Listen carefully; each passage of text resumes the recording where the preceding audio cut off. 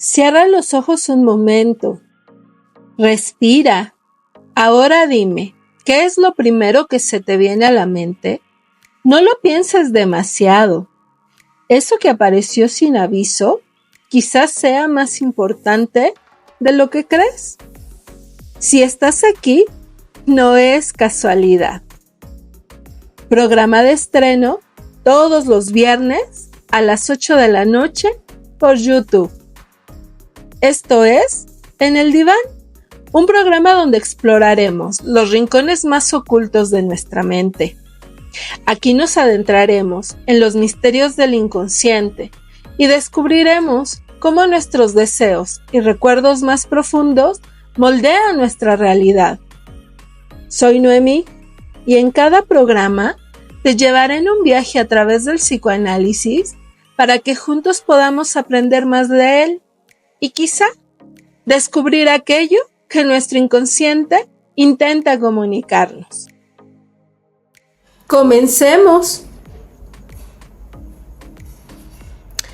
Hoy conversaremos sobre la compulsión a la repetición. Ese retorno de lo no resuelto. ¿Han notado que hay experiencias en la vida que parecen repetirse como si fueran parte de un ciclo interminable? Tropiezos con el mismo tipo de pareja, reacciones similares ante ciertas emociones, decisiones que nos conducen al mismo punto de insatisfacción, aún con la intención muy consciente de querer cambiar. Muchas veces nos podemos sentir como atrapados en una clase de bucle y poder cuestionarnos el por qué repetimos eso que nos hace daño. ¿Qué sentido tendría volver una y otra vez a lo que ya conocemos? Estas preguntas resuenan con fuerza en la vida cotidiana y me atrevería a decir en la vida cotidiana de todos.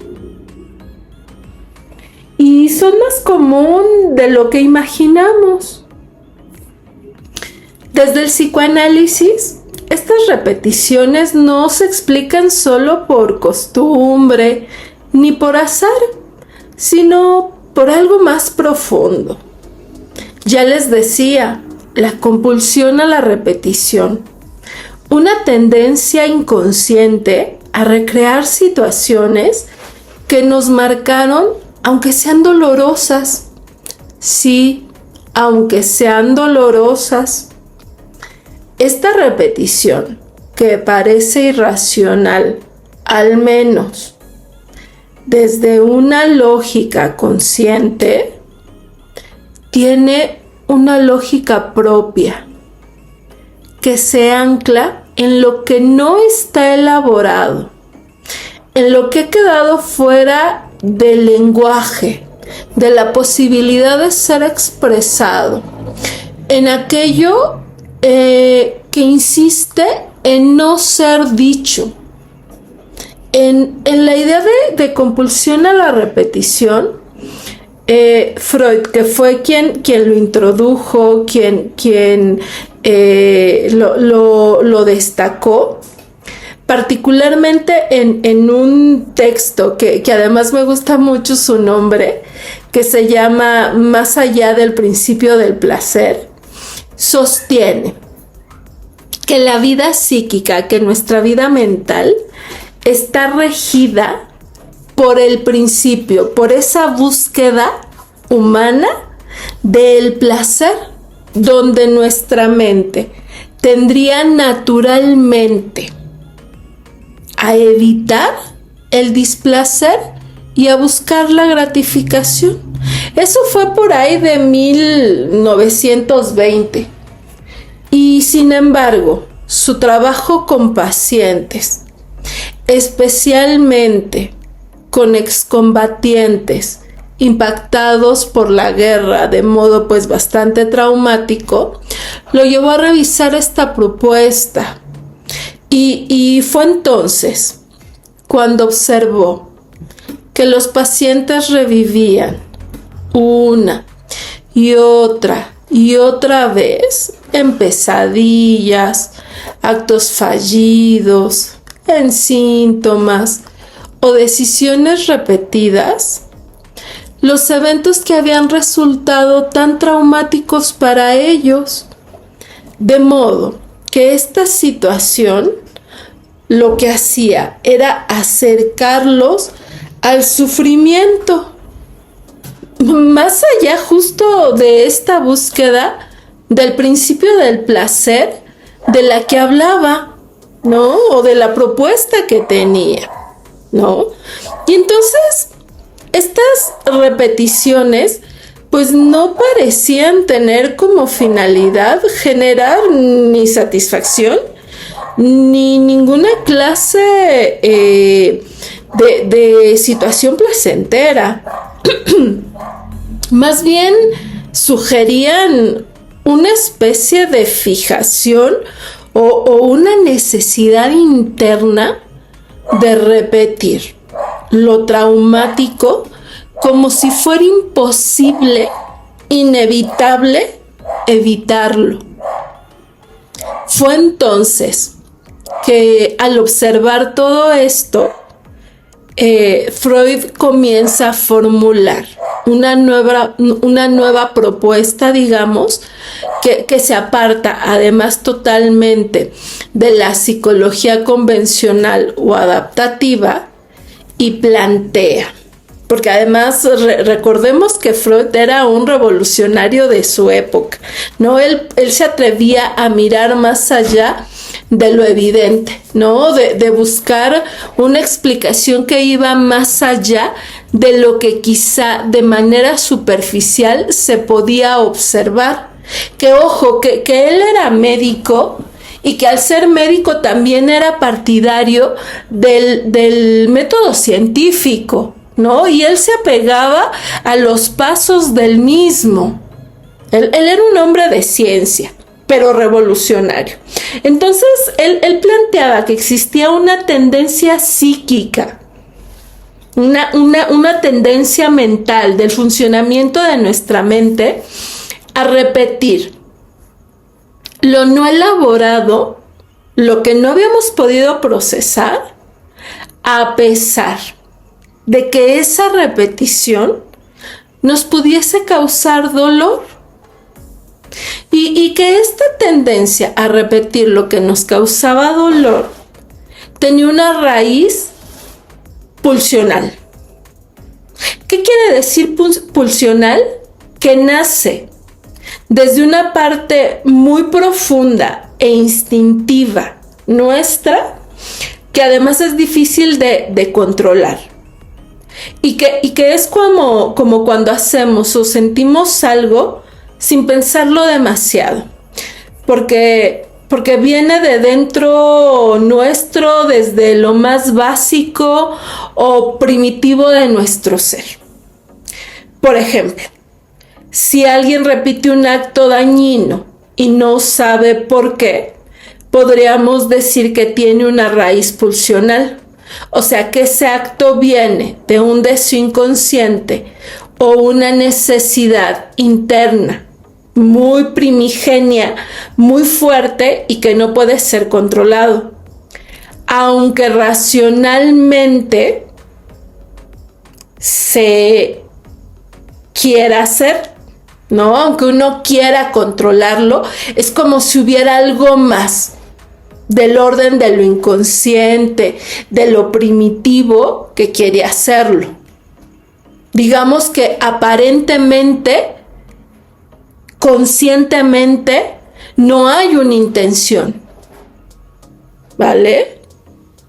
De modo que la compulsión a la repetición conecta justo con esto que llamamos pulsión de muerte, una fuerza regresiva, silenciosa, que tiende a la descarga de todas estas tensiones, incluso a costa de la autodestrucción. Pero paremos un poco acá y hablemos un poco sobre justamente la pulsión de vida, que es todo lo que nos lleva a querer vivir, crear, unirnos a otros, amar, cuidar y construir. Es esa fuerza interna que nos empuja a buscar placer, vínculos y bienestar. Es todo lo vital que hay en nuestro día. Cuando abrazamos a alguien, nos enamoramos, hacemos arte, cocinamos para nuestros amigos, luchamos por nuestros sueños. Eso es la pulsión de vida, es Eros, así se le nombra también, es Eros actuando. Es como una energía vital que quiere que sigamos adelante y conectemos con la vida. Por otro lado, existe también la pulsión de muerte, que por el contrario es una fuerza más oscura, inconsciente, que nos lleva un tanto a la destrucción, a repetir errores, autosabotearnos, aislarnos o incluso a dañar a otros o a nosotros mismos. No es que queramos morir de forma literal, ojo, esto no es querer morir, o sea, tampoco se relaciona con la depresión ni mucho menos, ¿no? Pero a veces hacemos cosas que van en contra de nuestro bienestar, que son muy autodestructivas. Como cuando volvemos a una relación que resulta en su núcleo muy dañina para nosotros, ¿no? Cuando arruinamos algo en donde nos está yendo bien, donde parecería que continuamente nos metemos el pie, donde continuamente en pensamiento podemos generar ideas respecto a nosotros que destruyen nuestra posibilidad de crear, o buscamos conflictos continuamente con nosotros o con los demás sin saber por qué, ¿no? O continuamente estamos metidos en peleas, en actos autodestructivos, ¿no? Y que no sabemos tampoco por qué estamos ahí, o incluso quedarnos sin hacer nada vital.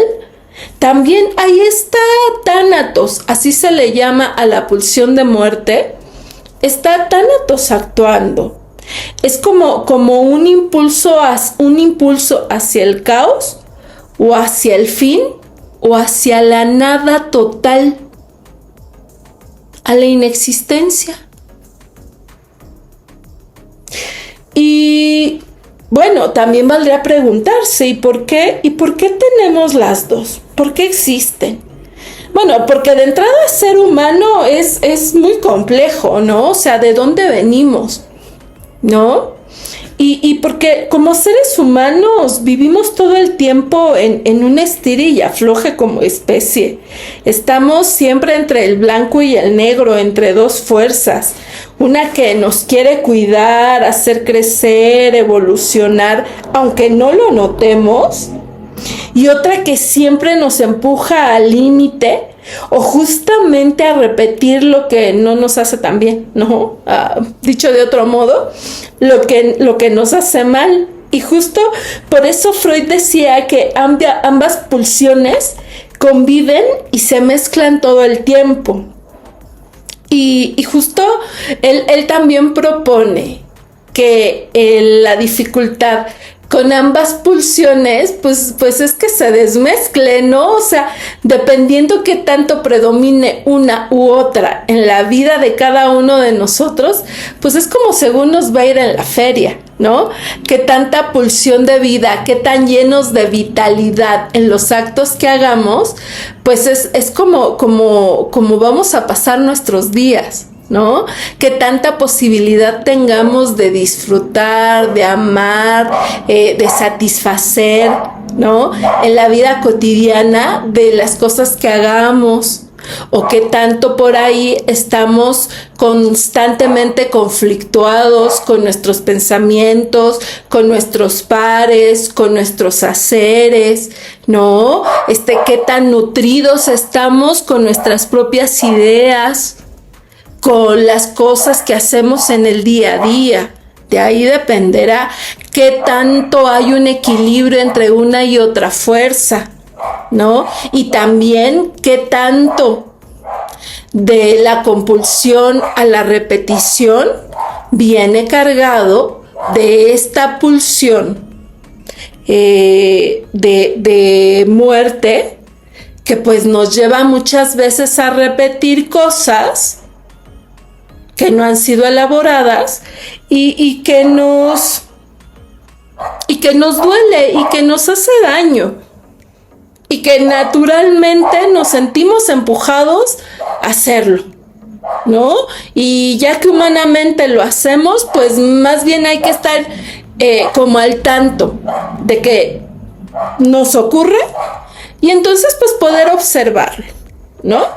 Y entonces, ¿por qué poder observarlo? Porque nos pasa a todos y nos pasa desde que somos chiquitos. ¿Qué tan agresivo o qué tan autodestructivo pueda ser? Pues eso dependerá, ¿no? Incluso hay un montón de ejemplos. A mí me gustaría compartir con ustedes un primer ejemplo, que fue el que Freud propuso, y es que él observaba en su nieto cómo a través de un juego con un carrete con el que él jugaba, trataba como de poner en escena la ausencia de su madre, ¿no? Una figura central en su mundo afectivo. Y entonces el niño jugaba arrojando el carrete, mientras que decía fort, o sea, fuera, o sea, como si anunciara la partida de la madre, y luego lo traía de regreso diciendo da, ¿no? Que significaba aquí, como regreso, ¿no? A modo de interpretar la ida y la vuelta de la separación de la mamá. Y en realidad este es un simple juego infantil, ¿no? Pero los niños justamente elaboran a través del juego. Incluso cuando hay un niño que llega a psicoterapia, y por ahí quienes se dediquen a hacer psicoterapia con niños saben que el principal recurso es el juego de ellos. Ellos se comunican a través de los juegos que utilizan, de las películas que ven, de los personajes que crean.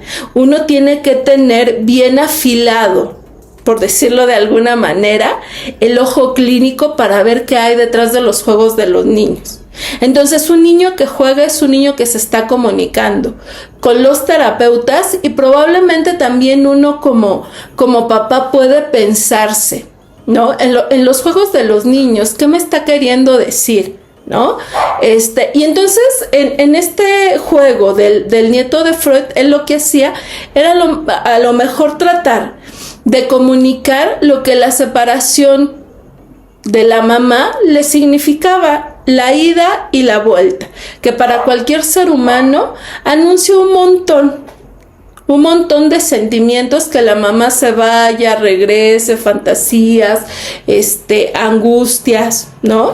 E incluso imagínense, a lo mejor no es que los niños se vayan a poner a jugar con un carrete hoy en día, pero los niños te piden, repíteme esa escena de la película una y otra vez, ¿no? O juegan con sus juguetes preferidos o favoritos a un mismo juego una y otra vez, tratando de elaborar cosas que en el mundo interno les están pasando, ¿no? O incluso piénsenlo ustedes mismos como adultos. ¿Cuántas ocasiones uno no trae el estribillo de una canción o una canción en particular que representa una parte del mundo afectivo, del mundo interno, por una situación que uno atraviesa, por una persona que uno perdió, por una relación que uno terminó, por una situación que a uno le pone feliz? Sí, porque el mundo interno no solo está poblado de desgracias, también está poblado de cosas que nos ponen felices. Y si de repente uno tuvo un logro o una satisfacción, también a través de las canciones uno puede ir celebrando esa conquista que tuvo. Entonces, a través de estos recursos que pueden ser como lúdicos, como juguetones, tanto los niños como los adultos podemos echar mano para elaborar. Entonces, con estos simples ejemplos, lo que trato de decir es cómo echamos mano de repeticiones, que en este caso pueden ser muy saludables, para elaborar cosas. Pero imaginemos que también pueden ser a través de cosas que no son nada agradables, empezar a repetir situaciones que tratamos de elaborar y que están buscando un desenlace diferente. Regresando un poquito, entonces, al juego infantil del nieto de Freud, podemos retomar que en un intento de que él pueda representar y tomar control, digámoslo así, como de este momento de separación, donde les decía, imaginen la cantidad de angustias que para un nene representa la separación de su mamá, ¿no? Y poder hacerse cargo al repetir con el carrete la escena de la separación, de la desaparición de la mamá. Lo que él busca hacer al estarlo repitiendo es tomar como cierto control de la angustia al representarlo en este juego, ¿no? Y eso es lo que hacemos todos cuando repetimos, a través de la canción, a través de la escena, a través de repetir en las escenas que podemos recrear en la cotidianidad. Uno puede repetir con las parejas, en el trabajo, con los amigos, ¿no? Incluso en situaciones tan mundanas o cotidianas como sentir que a uno siempre le toman el pelo o sentir que uno siempre se queda con la peor parte, ¿no? Uno termina sin darse cuenta o pensando que tiene uno muy mala suerte o que uno siempre es desafortunado, ¿no? Y por ahí si uno se echa un clavadito o se abre a la posibilidad de pensarse en el mundo interno, uno puede encontrar cómo termina tejiendo o siendo partícipe de reconstruir, o mejor dicho, de repetir escenas de abandono, de desencanto, de desilusión, de desvalorización, que fueron fincadas justo en nuestra vida infantil, justo quedaron grabadas en nuestro mundo interno a modo de lo que hablábamos con los soldados en la Guerra Mundial, cuestiones que no pudieron ser tramitadas cuando éramos pequeños y que en la vida adulta se repiten. Por ahí no solo es una especie de mala suerte, sino que generalmente hay cosas que cuando pequeños o cuando por ahí somos infantes, somos niños, no podemos elaborar porque en realidad no contamos con los recursos para hacerlo, y cuando adultos terminamos actuándolo, buscando la posibilidad de crear un fin diferente. Pero si no somos conscientes de ello, no podamos encontrar un desenlace distinto. De ahí el gran recurso que el psicoanálisis aporta, ¿no? Porque muchas veces dicen, o sea, ¿yo para qué quiero ir a hacer un recorrido a mi historia si lo que yo quiero es arreglar mi presente? Bueno, por ahí dice, ¿no? Incluso hablando de historia universal, reconocer la historia es dejar de repetirla, ¿no? Y nosotros no vamos a ir a arreglar las infancias, pero si reconocemos nuestra infancia y reconocemos que nos dolió y reconocemos cómo fue construida nuestra mente, podemos entender qué es lo que estamos repitiendo. Por eso es importante hacer ese recorrido y además entender que como humanidad, como seres humanos, tenemos esta tendencia a repetir lo que nos impactó, lo que no pudimos soportar, porque imagínense una mente chiquitita, ¿no? Cómo soporta esos impactos afectivos que incluso aun cuando grandes no podemos soportar. O sea, la desilusión siendo adultos nos descoloca, las separaciones como adultos también sentimos que nos derrumba, nos desorganiza la vida, ¿no? Las separaciones son importantes en la adultez. Imagínense cuando niños, la muerte en la adultez nos sigue asustando, ¿no?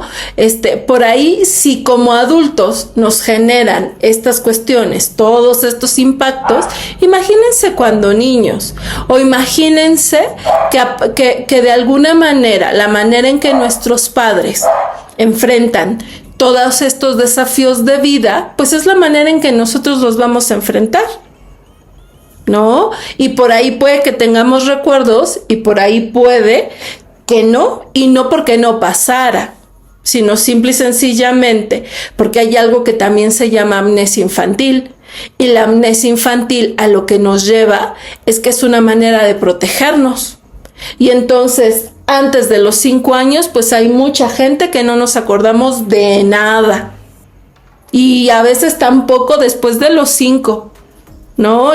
Por ahí hay gente que no se acuerda de nada antes de los 10 años. Y es un modo de protección de todo lo que formó nuestra primera etapa de vida, ¿no? Los primeros 10 años de vida, que al final del día es el lugar donde nuestro carácter se forma. Entonces, ¿cómo vamos a prevenir? Por decirlo de algún modo, repetir, no podemos. Vamos a repetir. Como seres humanos tenemos esta característica que es la compulsión a la repetición. ¿Qué vamos a hacer? Ser conscientes de ello, entender nuestra historia, entender qué repetimos, cómo lo repetimos, cuándo lo repetimos, ¿no? Y a través de ello poder generar un camino diferente, ¿no? A partir de ello crear nuevos modos de relacionarnos, nuevos caminos para comprendernos, para colocarnos en el mundo y dejar como de tal manera esta posibilidad de sentirnos como en una suerte de a mí siempre me pasa esto y no tengo otro destino, ¿no? Y de ahí nace también esta idea a veces de todos los hombres, todas las mujeres, todos los trabajos, todas las personas son iguales y a mí no me toca otra posibilidad. A mí siempre me pasa lo mismo. Y no es que siempre nos pase lo mismo.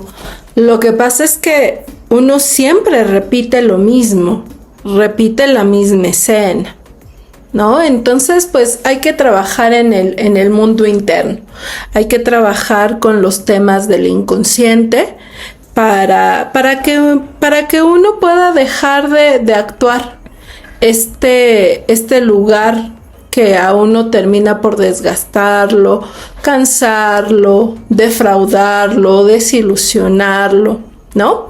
Pero bueno, ya me voy a callar tantito, entre tanto conversar con ustedes, ya casi media hora hablando y ni siquiera les he preguntado pues cómo están, ¿no? ¿Cómo les va hoy?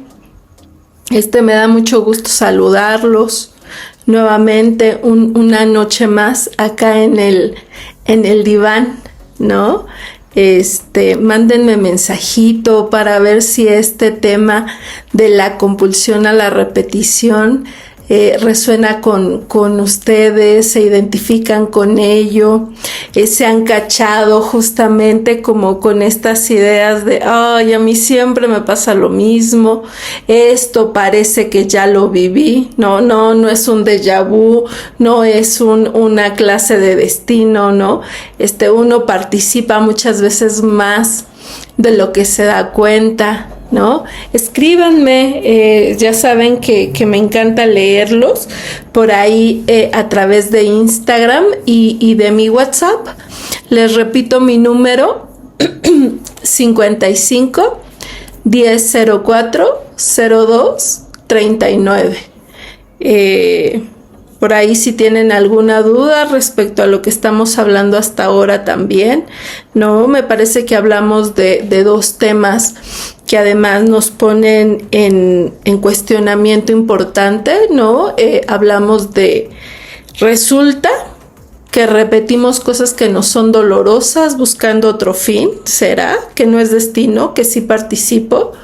Y la otra que me parece importante, tema de las pulsiones, de esto como muy humano, muy primigenio, que tiene que ver con la pulsión de vida y la pulsión de muerte, algo que va más allá de nosotros, sino algo que nacemos, que es como naturalmente y además instintivo, ¿no?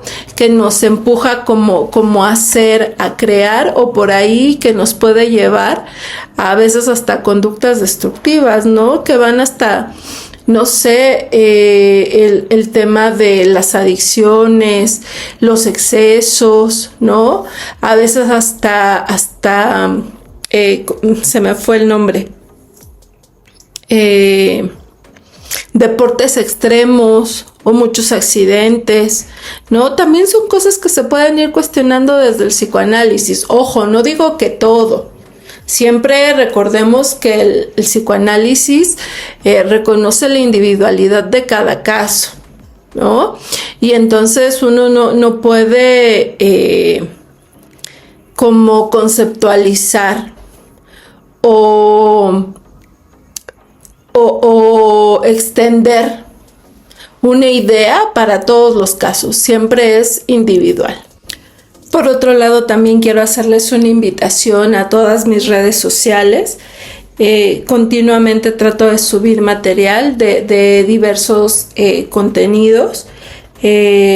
Por ahí no recuerdo si ya se los comenté, pero además de estar grabando el programa de En el Diván y subirlo a mi canal de YouTube en pequeños shorts y de manera total en el podcast, también estoy participando en otro programa de radio, en Ser Humano Televisión. Los programas los estoy compendiando en una playlist en YouTube.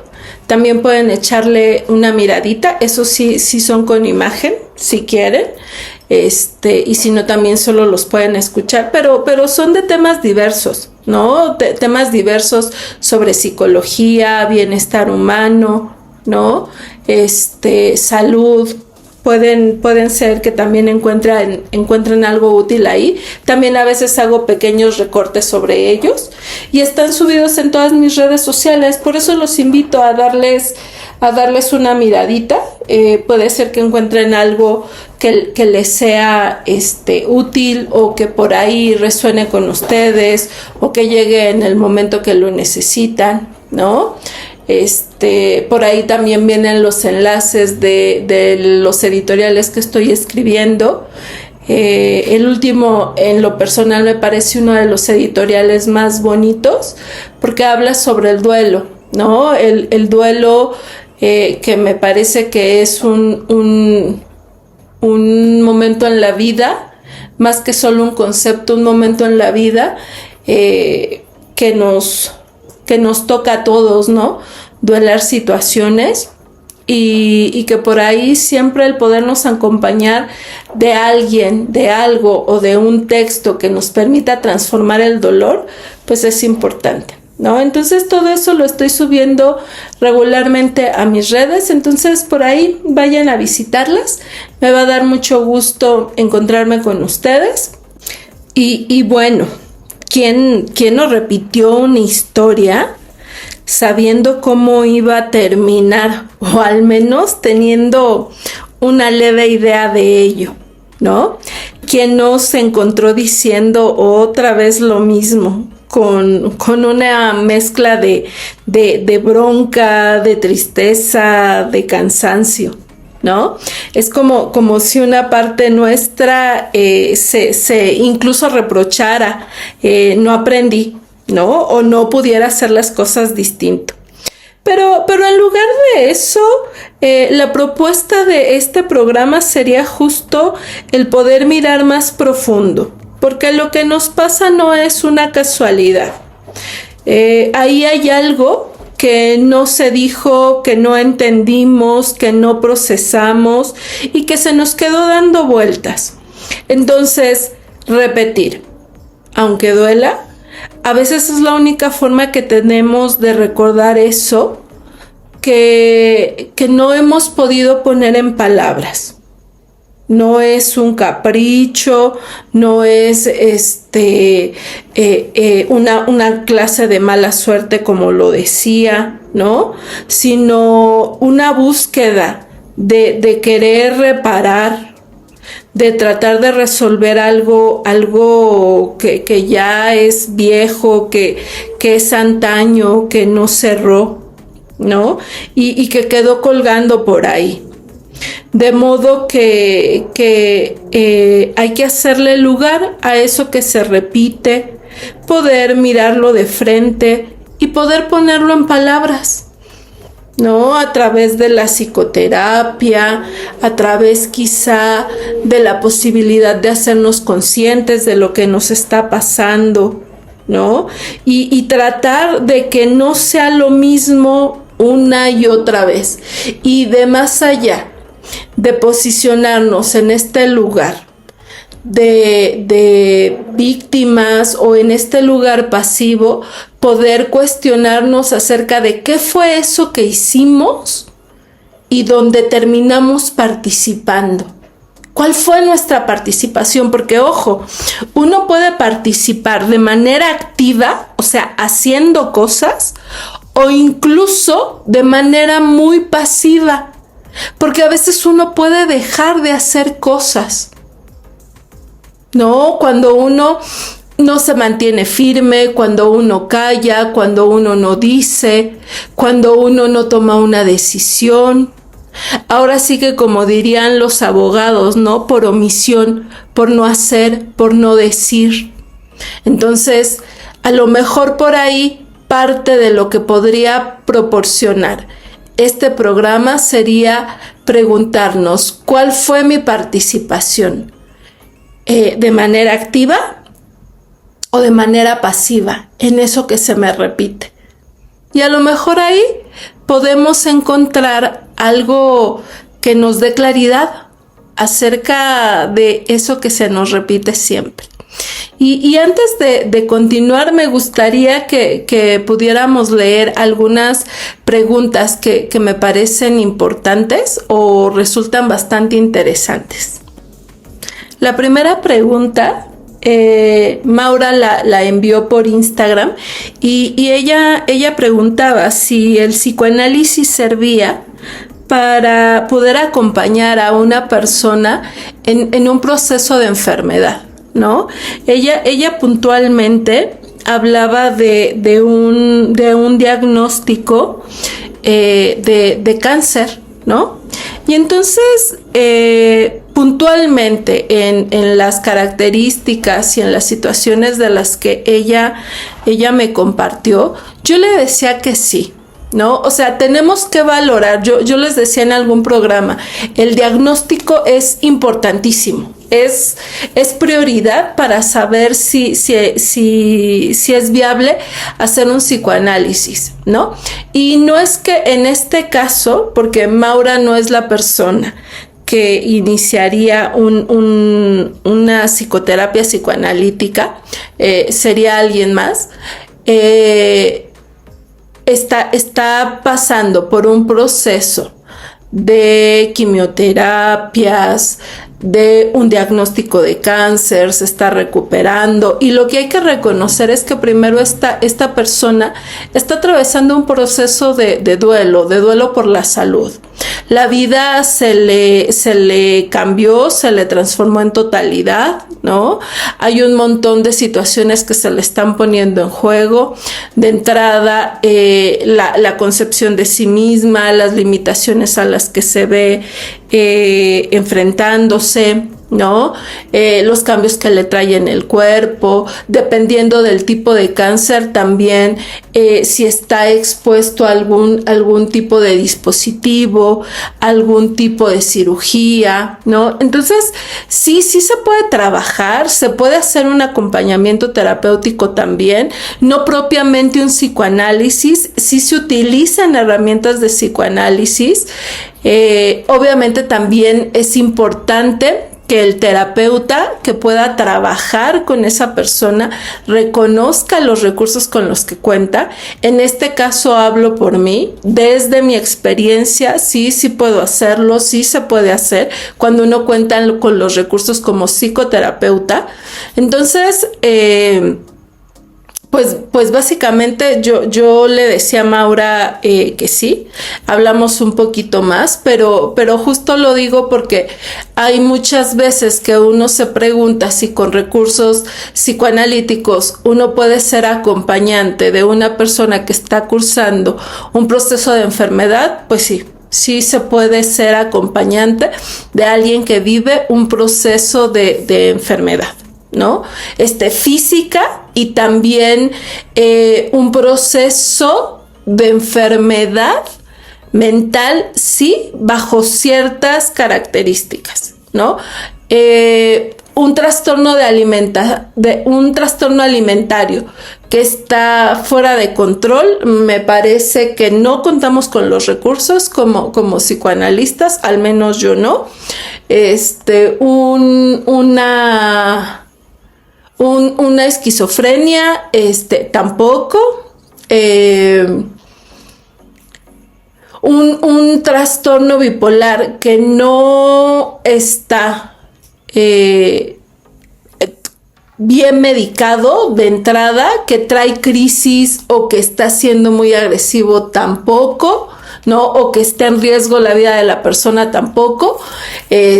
Ya si está más o menos estabilizado por tema psiquiatría, sí se puede trabajar, ¿no? O sea, el caso es muy específico. Todo va a depender de la estructura del paciente, que recuerdo que justo el programa pasado les decía, ¿no? Va a depender mucho de la estructura del paciente y qué tan estable se encuentre, ¿no? Y va a depender también de los recursos del psicoterapeuta. Se los digo porque al menos justo en mi caso, además de la psicoterapia, o la psicoterapia psicoanalítica y el psicoanálisis,